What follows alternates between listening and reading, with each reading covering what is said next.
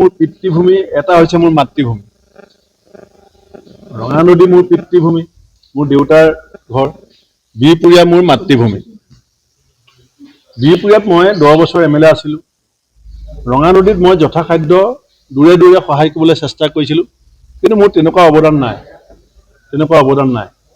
বিহপুৰীয়াত জোখ-মাখ কৰিলে কাৰোবাৰ দৃষ্টিভংগীত শতকৰা 10 হ'ব পাৰে, কাৰোবাৰ দৃষ্টিভংগীত 50 হ'ব পাৰে, কিন্তু কিছু অৱদান মোৰ আছে। সেইকাৰণে আৰু বিজেপি মই যিটো গম পালোঁ সেইদিনা, বিশেষকৈ কেন্দ্ৰীয় গৃহমন্ত্ৰীক লগ কৰি মইতো আচৰিত পালোঁ যে কোন সমষ্টিত মোৰ বুথটো কেই নম্বৰ তেওঁ জানে, মোৰ বুথত কেইটা ভোট আছে তেওঁ জানে, কাষ্ট কমিউনিটিত তেওঁ জানে। মই সঁচাকৈ কৈছোঁ, মই ৰাজনীতি কৰিছোঁ দলৰ ৰাজ্যিক সভাপতি, মই কিন্তু কেতিয়াও মোৰ হাতত অসমৰ বুথৰ ডাটা নাছিলে। কেন্দ্ৰীয় গৃহমন্ত্ৰী, মুখ্যমন্ত্ৰী বহি আছে, মোৰ বুথ, মোৰ ঘৰ, মোৰ বায়'ডাটা, মোৰ ক'ত কি, মই তেখেতক ক'বলৈ বিচাৰিছিলোঁ যে ছাৰ তেওঁ মোক জ্যোতিষীৰ নিচিনাকৈ কৈ গ'ল। তাৰপাছত সেই বিজেপি আগত আৰু মই গৈ পেলাই বুজামগৈ নেকি যে মই ক'ত জনপ্ৰিয়, ক'ত সুবিধা হ'ব, সেইটো বিজেপিয়ে চাব।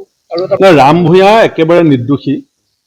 মই ৰাম ভূঞা ইয়াতে সামাজিকভাৱে জড়িত আছিলে আৰু মোৰ 4টা ইলেকশ্যনতে ৰাম ভূঞাই মোক যি পাৰে সহযোগ কৰিছিলে, এইটো চবেই আপোনালোকেও জানে। তাৰপাছত যেতিয়া মই সিদ্ধান্ত লৈছিলোঁ যে কংগ্ৰেছৰ পৰা মই ৰঙা নদীত প্ৰাৰ্থী হ'ম, তেতিয়া মোক ৰাম ভূঞাই সুধিছিলে যে মই ইয়াত হ'লে কেনেকুৱা হ'ব। মই বোলো যদি আমাৰ দলৰ মানুহখিনিয়ে আপোনাক আদৰি লয় মোৰ আপত্তি নাই। আৰু তাৰপাছত মই দেখিছোঁ যিখিনি মানুহৰ লগত মই ইয়াত দল কৰিছিলোঁ তেওঁলোকে ৰাম ভূঞাক আদৰি লৈছে। এতিয়া ৰাম ভূঞাক যদি দলে টিকেট দিয়ে, আচ্ছা নিদিলে যেনিবা, মই আনকণ্টেষ্ট হ'ম জানো?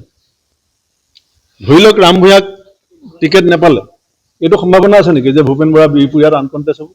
আৰু ধৰি লওক মই টিকেট নাপালোঁ বিজেপিৰ পৰা, তেতিয়া এইটো সম্ভাৱনা আছে নেকি যে ৰাম ভূঞা আনকণ্টেষ্ট হ'ব? এইটো সমষ্টিত 100% কংগ্ৰেছ বিজেপিৰ মাজত আৰু 2-3টা, আমাৰ এইটো সমষ্টিতটো প্ৰায় 7জন প্ৰাৰ্থী সদায় থাকে, একেবাৰে কমেও 7জন। আজিলৈকে স্বাধীনতাৰ পিছত বিহপুৰীয়া সমষ্টিত এইবাৰ কেইজনৰ মই নাজানো, কিন্তু আপুনি ৰেকৰ্ড চাই লওক, 7জন প্ৰাৰ্থী মিনিমাম সদায় আছে। গতিকে আনকণ্টেষ্ট ইয়াত বিজেপিও নহয়, কংগ্ৰেছো নহয়। গতিকে প্ৰতিদ্বন্দ্বিতা, ফুটবল খেলিবলৈ আপুনি গৈছে, টিমটো নাহে, আপোনাক ৱাক অভাৰ দিলে, আপুনি আনন্দ পায় নেকি? আৰু মই ভাবোঁ ৰাম ভূঞা সুখী হ'ব লাগে যে মই যদি কংগ্ৰেছত থাকিলোহেঁতেন তেওঁ চাহ নিচিনাকৈ থাকিবলগীয়া হ'ল। এতিয়া তেওঁ বৰগছ হ'বলৈ সুযোগ পাইছে, দুখ কিয় পাব লাগে? ফাইনেল বিজেপিয়ে কৰিব। সীতা যদি অগ্নি পৰীক্ষাত পাছ নহ'লেহেঁতেন, মা সীতাকো ক্ষেত্ৰতো ভগৱান ৰামচন্দ্ৰৰ সিদ্ধান্ত কি হ'লহেঁতেন আপুনি ক'ব নোৱাৰে। এতিয়া ৰামে আগতে সীতাৰ অগ্নি পৰীক্ষা হ'ল, এতিয়া ৰামে গৌৰৱ গগৈৰ আগত অগ্নি পৰীক্ষাত পাছ কৰিব লাগিব। সেইকাৰণে অগ্নিৰ প্ৰয়োজন হৈছে।